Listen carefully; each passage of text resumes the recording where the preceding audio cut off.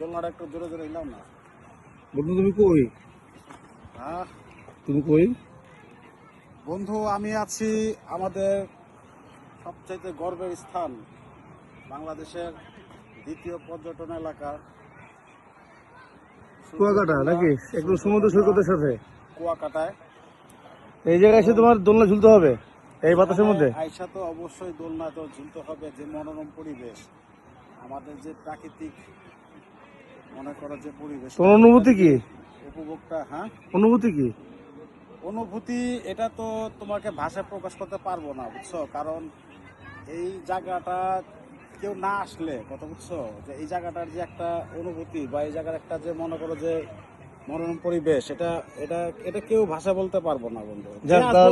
যে আসবো সেই বলতে পারবো। তাহলে আমরা সবাইকে যে দাওয়াত দিলাম, সবাই একবার হলে এখানে ঘুরে যাক নাকি? অবশ্যই এখানে আসতে হইব। এখানে পর্যটক বাড়তে হইব। এখানে পর্যটক বাড়লে মনে করো এখানে অর্থনীতি অবস্থা ভালো হইব, এখানকার মানুষের বেকারত্ব দূর হইব।